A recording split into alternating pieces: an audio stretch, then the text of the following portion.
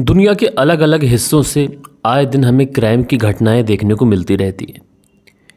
लेकिन दोस्तों, इन घटनाओं में कुछ घटनाएं ऐसी होती हैं जो रिश्तों पर गहरा ज़ख्म दे जाती हैं। वक्त के साथ साथ चीज़ें धुंधली तो पड़ती हैं, लेकिन ये जो ज़ख्म होता है, जो रिश्तों पर दिया गया होता है, ये कभी भर नहीं पाता। क्योंकि जो घटनाएं आती हैं वो कुछ इस तरीके से पवित्र रिश्तों को तार तार करती हैं कि लोग समाज में इसकी जो टीस रहती है ये सारी ज़िंदगी तक बनी रहती है। ज़रा सोचिए, एक लड़की आंखें मूंद कर किसके ऊपर भरोसा करे? क्या माँ की कोख के अलावा उसके लिए दुनिया में कोई और जगह है जो सुरक्षित हो? क्योंकि आज की घटना के अंदर महज 3 साल की बच्ची, आखिर उसने किसी का क्या बिगाड़ा था? वो किसके बीच में रोड़ा बन रही थी? उस बच्ची के साथ में जो हुआ, यकीनन दोस्तों आप लोग जब पूरी कहानी सुनेंगे तो आप लोग अपने कानों पर हाथ रखेंगे और आप लोग सोचेंगे कि ये जो दरिंदा है इसको सख्त से सख्त सज़ा मिलनी चाहिए। तो पूरी कहानी सिलसिलेवार तरीके से आप लोग को सुनाऊंगा, बस आप लोग इस वीडियो में अंत तक बने रहिएगा।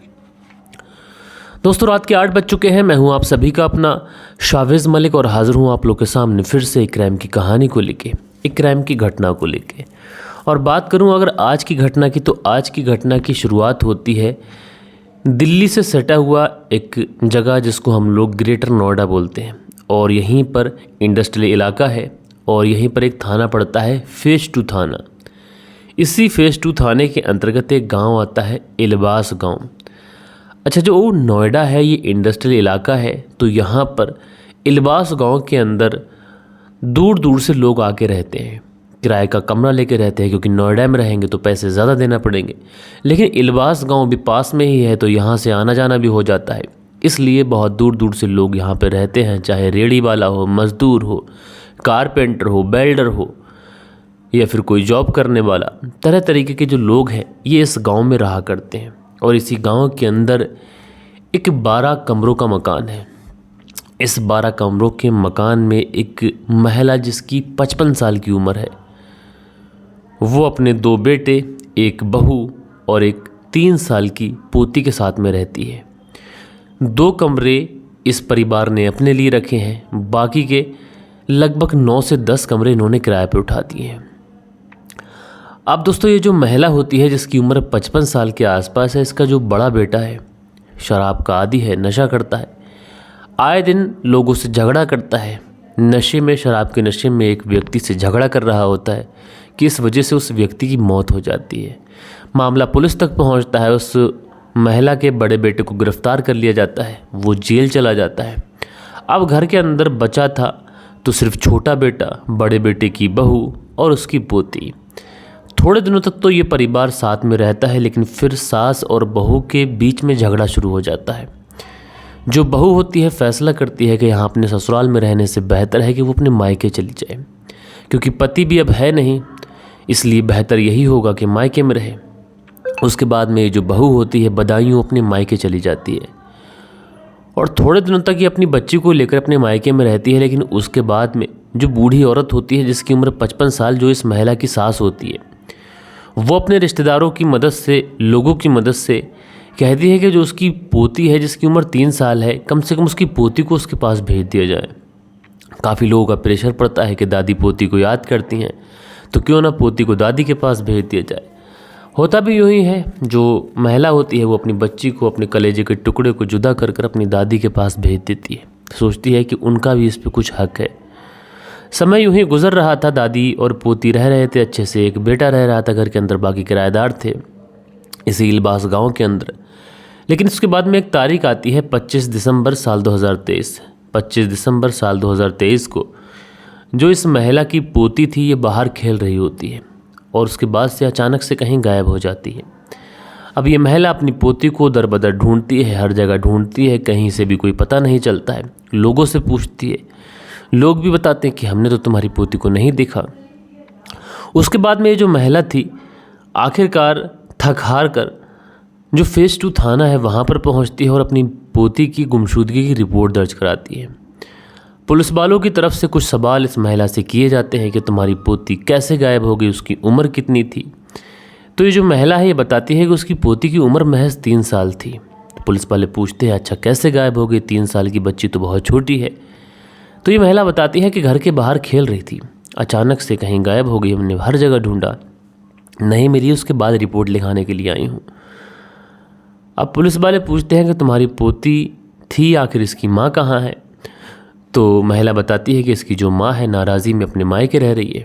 पूछती है इसके पिता कहाँ है? तो ये महिला बताती है कि इसके जो पिता है वो जेल में है, यानी मेरा बेटा जेल में है। किस वजह से जेल में गया? तो बताती है कि शराब पीने का आदी था और शराब के नशे में आए दिन लोगों से झगड़ा करता था, झगड़ा करने की वजह से किसी व्यक्ति की मौत हो गई, इसके बाद से वो जेल में है। बहरहाल पुलिस वालों को इस महिला के जो बयान थे वो संदिग्ध लगते हैं, लेकिन उसके बावजूद भी पुलिस वाले इस पूरे मामले को दर्ज करते हैं। मामले को दर्ज करने के बाद में अब इस पूरे मामले में छानबीन शुरू करते हैं। सबसे पहले इस महिला के घर पहुंचते हैं और वहां पर आस पड़ोस के लोगों से पूछताछ करते हैं। इस महिला के बयान फिर से लिखवाते हैं। जो इसकी पोती गुम हुई थी उसके चाचा से बात करते हैं, यानी इस महिला के छोटे बेटे से। सबके बयान लिखवाए जाते हैं। पुलिस रिपोर्ट्स की माने तो उस पूरे गांव के अंदर लगभग 180 लोगों से पुलिस वालों ने पूछताछ की थी और 180 लोगों के पुलिस वालों ने बयान लिखवाए थे, लेकिन कहीं से भी उस बच्ची के बारे में पुलिस वालों को कोई भी खबर नहीं मिली। लिहाजा पुलिस वाले फैसला करते हैं कि इस बच्ची की जो माँ है, जो बदायूं में रहती है, क्यों ना एक बार उससे भी जाके बात की जाए। अब पुलिस वाले जो है बदायूं पहुंच जाते हैं। बदायूं पहुंचने के बाद में जो बच्ची की माँ होती है उससे पूछताछ करते हैं। तो बच्ची की जो माँ है वो एक ऐसी कहानी सुनाती है जिसने पूरे केस को पलट के रख दिया था। अब पुलिस वाले उस माँ के बयान लिखवाने के बाद में सीधा आते हैं और एक व्यक्ति को ढूंढने लग जाते हैं। ये व्यक्ति कौन था ये आप लोग को आगे पता चलेगा, लेकिन इसी बीच में इसी इलाहाबाद के अंदर 28 दिसंबर को एक निर्माणाधीन मकान में प्लाई बोर्ड वगैरह रखे हुए थे, क्योंकि लिंटर पड़ने के लिए आजकल आप लोग देखते हैं प्लाई बोर्ड का इस्तेमाल होता है। तो उन प्लाई बोर्डों के अंदर छुपी हुई एक लड़की की लाश मिलती है। पुलिस पहुंचती है, लाश को अपनी कस्टडी में लेती है, तो पता चलता है कि ये लाश किसी और की नहीं बस उसी 3 साल की बच्ची की है। देखने से ऐसा लग रहा था कि इस लड़की के साथ में बर्बरता की गई है और इसके साथ में इतनी हैवानियत से इसको मौत दी गई है कि जिसके बाद में जो पुलिस वाले वहाँ पर थे उनकी रूह कांप रही थी। उसके बाद में उस बच्ची की डेड बॉडी को पोस्टमार्टम के लिए भेजा जाता है और जैसे ही पोस्टमार्टम की रिपोर्ट आती है ना, रिपोर्ट सुनकर सब हिल जाते हैं। दरअसल उस रिपोर्ट में आता है कि इस बच्ची के साथ में दुष्कर्म किया गया है, इसके साथ में रेप किया गया है और उसके बाद में इसके जिस्म पर, इसके सर पर ईंट से वार किया गया है और 1-2 बार नहीं बल्कि सैकड़ों बार ईंट से वार किया गया है। पोस्टमार्टम में इस लड़की के जिस्म की लगभग 6 से 7 जगह ऐसी थीं जहां पर हड्डियां टूट गई थीं। यानी इतनी बेरहमी से हत्या की गई थी, इतनी ज़्यादा बेरहमी से बर्बरता इसके साथ की गई थी, जो भी व्यक्ति था वो इंसान कहलाने के लायक नहीं था। लिहाजा पुलिस ने मामला दर्ज कर लिया था, पोस्टमार्टम की रिपोर्ट आ गई थी और एक व्यक्ति जिसका नाम पुलिस के सामने बार बार आया था, जो 180 लोगों से पुलिस ने गांव में पूछताछ की थी, जो इस बच्ची की मां से बदायूं में जाके पुलिस ने पूछताछ की थी, उसमें एक नाम सामने आ रहा था और ये नाम था हेमंत कुमार का, जिसकी उम्र लगभग 55 साल के आसपास थी, जो कि सब्जी की ठेली लगाता था, सब्जी बेचने का काम करता था। इसलिए पुलिस अब इस हेमंत कुमार की तलाश शुरू करती है और आखिरकार जो हेमंत कुमार होता है ये पुलिस की गिरफ्त में आता है और उसके बाद में जब पुलिस इससे पूछताछ करती है तो ये पुलिस को शुरुआत में इधर उधर की बातें बताता है, लेकिन जब पुलिस इसके ऊपर सख्ती दिखाती है तो ये पुलिस के सामने टूट जाता है और टूटने के बाद में जो कहानी सुनाता है वो कहानी और भी ज़्यादा हैरान और परेशान करने वाली थी। दरअसल ये व्यक्ति बताता है कि इसका जो बैकग्राउंड है वो क्रिमिनल बैकग्राउंड है और इसके ऊपर लूट, हत्या जैसे और भी मामले दर्ज हैं, लेकिन इस बच्ची की हत्या इसने ही की है, इसके साथ इसने रेप किया है, ऐसी बात इसने पुलिस के सामने कबूली। लेकिन पुलिस ने जब इस बच्ची की हत्या के पीछे की वजह पूछी, उसके बाद में इसने जो कहानी सुनाई वो और भी ज़्यादा भयावह करने वाली थी। दरअसल ये व्यक्ति पुलिस को बताता है कि इस बच्ची की जो दादी है, जिसकी उम्र 55 साल है, उसके साथ में मेरे रिश्ते हैं, उसके साथ में मेरी अच्छी दोस्ती है। और जब ये दोस्ती की बात बताता है तो पुलिस वाले से पूछते हैं कि सच सच बताओ कि आखिर तुम्हारा उस दादी के साथ में क्या मामला है। तो ये बताता है दरअसल इस बच्ची की दादी के साथ में मेरे अवैध संबंध हैं और आए दिन ये व्यक्ति उस दादी से मिलने के लिए उसके घर पहुंचता था, कभी कभी उसके साथ उसके कमरे पे ही रात रुक जाया करता था और शराब के नशे में कई बार लड़ाई झगड़ा भी किया करता था। और कई बार इसने इस बच्ची के साथ में छेड़खानी करने की भी कोशिश की थी, लेकिन उस समय जो दादी थी अपनी पोती से इसको अलग कर दिया करती थी। लेकिन दादी ने कोई सख्त कदम नहीं उठाया था कि जब ये उसकी पोती के साथ में कुछ गलत काम करने की कोशिश करता था, बल्कि दादी उल्टा इस व्यक्ति से शादी करने वाली थी। अब ये व्यक्ति और दादी शादी करने वाले थे, लेकिन दादी जो थी वो अपनी पोती को नहीं छोड़ना चाहती थी। वो कहती थी कि पोती को मैं अपने साथ रखूँगी। लेकिन ये जो व्यक्ति था, इसको लगने लगा कि जो पोती है ये हमारे बीच में रोड़ा बन रही है। इसलिए जो तारीख मैंने आप लोगों को बताई 24 दिसंबर साल 2023 को ये आता है, पोती दरवाजे पे खेल रही होती, वहाँ से लेके जाता है, एक निर्माणाधीन मकान में लेके पहुँचता है और वहाँ पर ले जाने के बाद में इसके साथ दुष्कर्म करता है और दुष्कर्म करने के बाद में बड़ी ही बेरहमी से इसकी हत्या कर देता है। हत्या करने के बाद में वहाँ से 9 तो 11 होता है। इसको लगता है कि शायद अब ये मामला यूं ही अटक जाएगा और अब इसका रास्ता साफ है, ये इस बच्ची की दादी के साथ में शादी कर सकता है। जब इसने पुलिस को ये पूरी बात बताई तो पुलिस बड़ा हैरान थी। पुलिस सोच रही थी कि एक 3 साल की बच्ची आखिर किस तरीके से इसके बीच में और इसकी दादी के बीच में रोड़ा बन रही थी। यानी ये प्रेमी और प्रेमिका शादी कर सकते थे अगर इनको करनी थी, तो इस बच्ची को मारने की क्या ज़रूरत थी। तो यहाँ पर पुलिस ने इस व्यक्ति को गिरफ्तार कर जेल भेजा है। दादी का इसमें कितना हाथ है इस बारे में पुलिस छानबीन कर रही है।